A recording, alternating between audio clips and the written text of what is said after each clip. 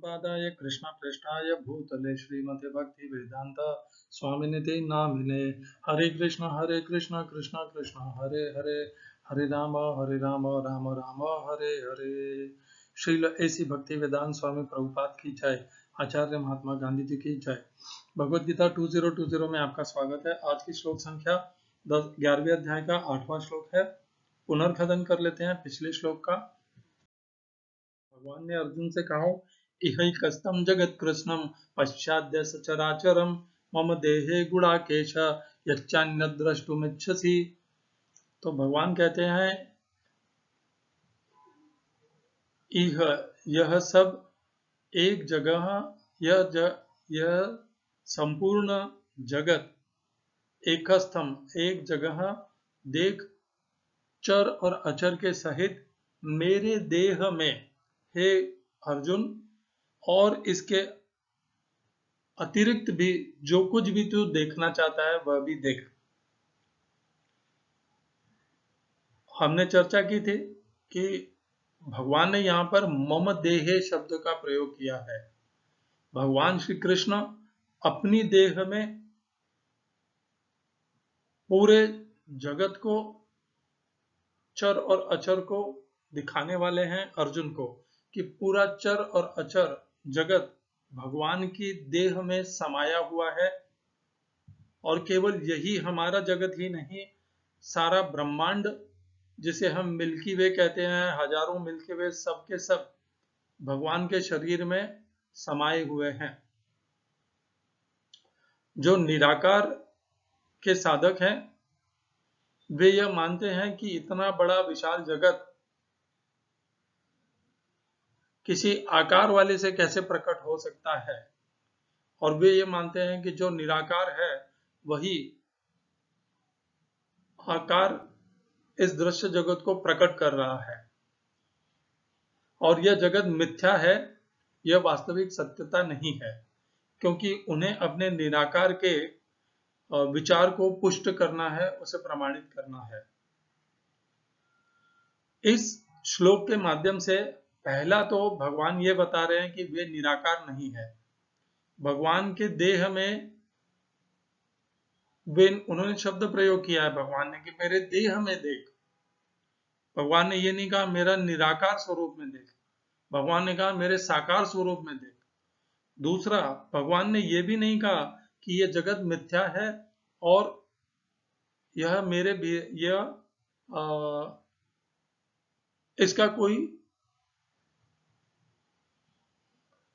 इसका कोई अस्तित्व नहीं है, ऐसा भी नहीं कहा।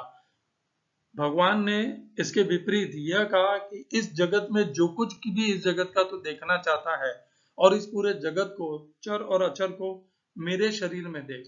तो यहाँ पर भगवान देखिए, पिछले 10वें अध्याय में भगवान ने अपने आध्यात्मिक योग शक्ति के द्वारा बताया कि वे इस चराचर जगत, यह चराचर जगत जिसको भी निराकारवादी मिथ्या कहते हैं, उस मिथ्या जगत में भी भगवान प्रविष्ट हैं और उपस्थित हैं, स्थित हैं, और उन्हीं के स्थित रहने से यह जगत चलायमान है। भगवान ने ये नहीं कहा वहां पर भी कि यह जगत तो मिथ्या है, इसका कोई अस्तित्व नहीं है। भगवान ने तो ये कहा कि इस जगत का अस्तित्व है, और इस जगत का अस्तित्व का कारण मैं हूं। मैं इन सब के भीतर प्रविष्ट होकर के इस जगत को अस्तित्व प्रदान करता हूं, इस जगत की स्थिति का कारण हूं मैं। और इस श्लोक में भगवान अब बता रहे हैं कि यह जो कुछ भी हम चर और अचर, जिसको हम निराकारवादी मिथ्या कहते हैं, मायावादी भी जिसे मिथ्या कहते हैं, वह भगवान के शरीर में है, उपस्थित है, मिथ्या नहीं है। भगवान का जो दिव्य शरीर है उसमें यह नाशवान संसार उपस्थित है। और पिछले श्लोक अध्याय में भगवान ने बताया कि इस नाशवान संसार के पीछे भी भगवान की दिव्य योग शक्ति है। तो इन दोनों अध्यायों में नाशवान संसार के संयोग में किस प्रकार दिव्यता है, यह हमें भगवान ने अच्छे से प्रस्तुत की है। पिछले श्लोक में भगवान ने बताया, इसी श्लोक में जिसे हम चर्चा कर रहे हैं 11वें अध्याय के 7वें श्लोक में भगवान ने बताया कि चराचर जो नाशवान संसार है, जिसे मायावादी मिथ्या कहते हैं, यह भगवान के दिव्य शरीर, ऐश्वर्यमय शरीर में उपस्थित है और वही ऐश्वर्यमयी रूप अब भगवान अर्जुन को दिखाने वाले हैं अपनी योग शक्ति के द्वारा। पूरी भगवत गीता में भगवान ने कहीं नहीं कहा कि यह जगत मिथ्या है। भगवान ने यह अवश्य कहा कि यह जगत नाशवान है। मिथ्या नहीं कहा भगवान ने, नाशवान अवश्य कहा। नाशवान तो भगवान ने दूसरे अध्याय के 15वें 16वें श्लोक में ही कह दिया था, जहां पर भगवान ज्ञान देना प्रारंभ करते हैं, और वहीं पर कह दिया था भगवान ने कि यहाँ पर कुछ भी एक जैसा नहीं है, और जो कल है वो आज नहीं है और परसों नहीं रहेगा। इस प्रकार परिवर्तनशील है यह जगत। आज की श्लोक संख्या 11 का 8वां श्लोक। न तु मां शक्यसे द्रष्टुम अनेनैव स्वचक्षुषा दिव्यं ददामि ते चक्षुः पश्य मे योगमैश्वरम्। हिंदी अनुवाद गीता यथारूप स्वामी प्रभुपाद। किंतु तुम मुझे अपनी इन आंखों से नहीं देख सकते, अतः मैं तुम्हें दिव्य आंखें दे रहा हूं। अब मेरे योग ऐश्वर्य को देखो। English translation Gita as it is Swami Prabhupada, but you cannot see me with your present eyes. Therefore I give to you divine eyes by which you can behold my mystic opulence. इस श्लोक में प्रयोग किए गए संस्कृत शब्दों के अर्थ हैं न कभी नहीं तू, लेकिन माम मुझको, शक्य से तुम समर्थ होगे, द्रष्टुम देखने में, अनेन इन, एव निश्चय ही, स्वचक्षुषा अपने आंखों से। दूसरी पंक्ति, दिव्यम दिव्य ददामी देता हूं, ते तुमको, चक्षुहु आंखें, पश्य देखो, में मेरी, योगम ऐश्वरम अचिंत योग शक्ति को। इस प्रकार भगवान अर्जुन को बताते हैं। इस श्लोक का तात्पर्य गीता यथारूप स्वामी प्रभुपाद के द्वारा।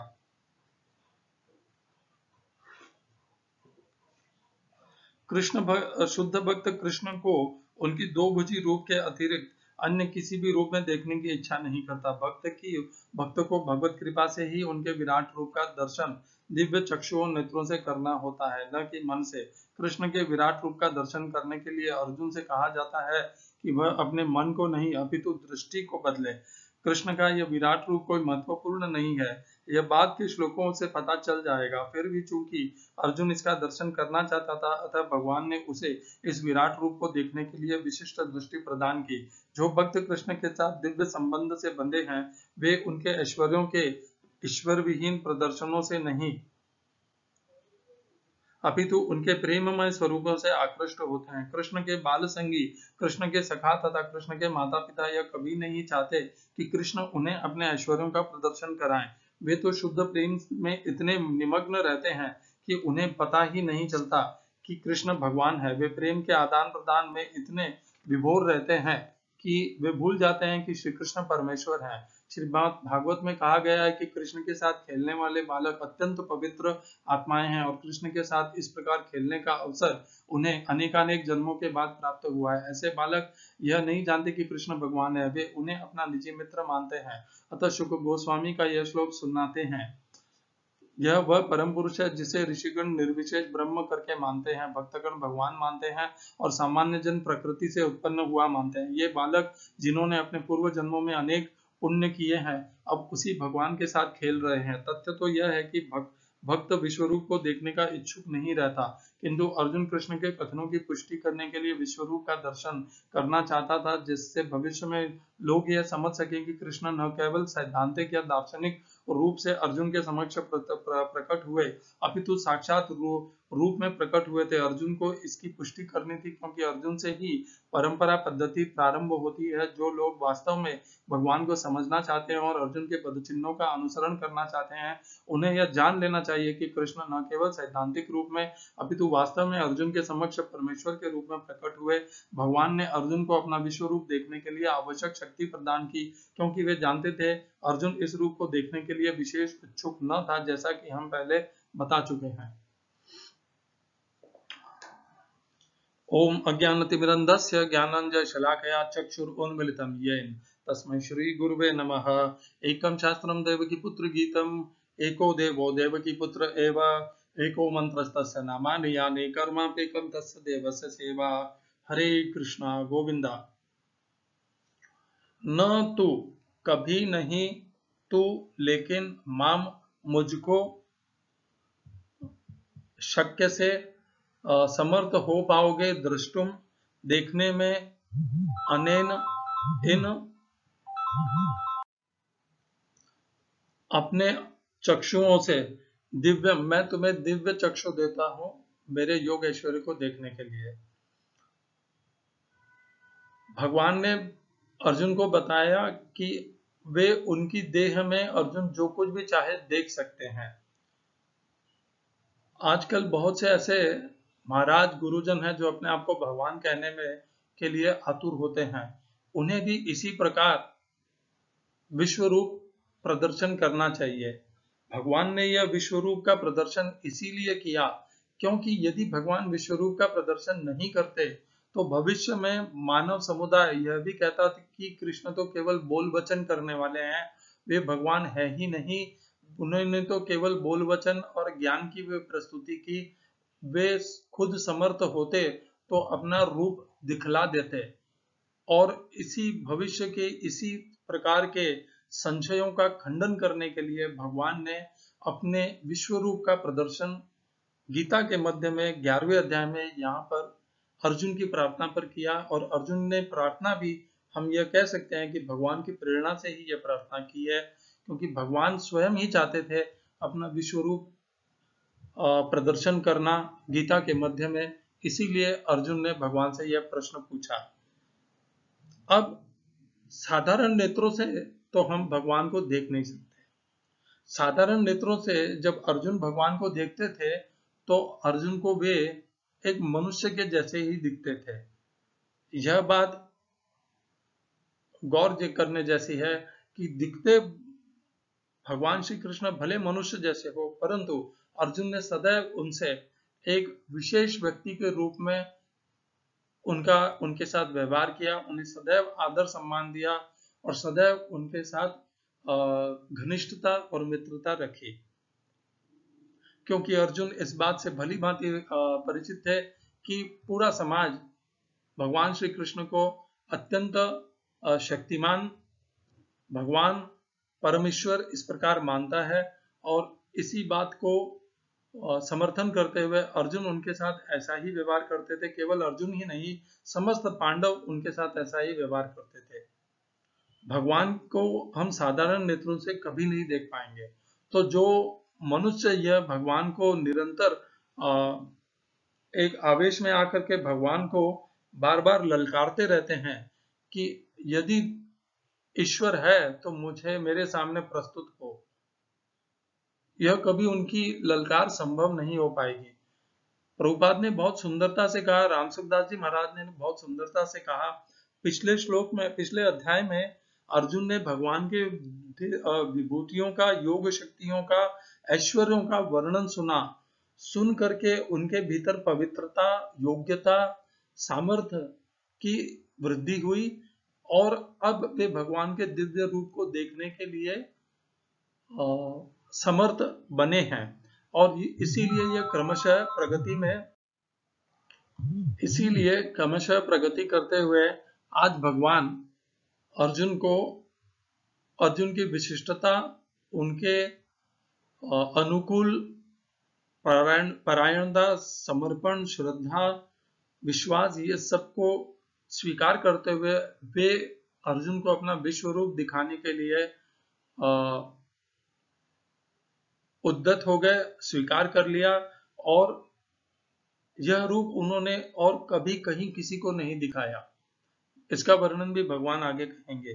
यह कहना तो सही नहीं रहेगा कि भगवान का यह रूप निम्न श्रेणी का है, ऐसा नहीं कहना चाहिए। यह उत्कृष्ट है, ऐसा रूप किसी शास्त्र में उन्हें कभी नहीं आया है। और केवल 2 व्यक्तियों का गीता और महाभारत में संदर्भ मिलता है कि इन्होंने इस दिव्य रूप को देखा। उस समय भी अनेकों ऋषिगण थे जो भगवान के इस दिव्य चक्षुओं से को धारण किए थे, परंतु सीधे सीधे उल्लेख इन दो व्यक्तियों का गीता के मध्य में ही आता है।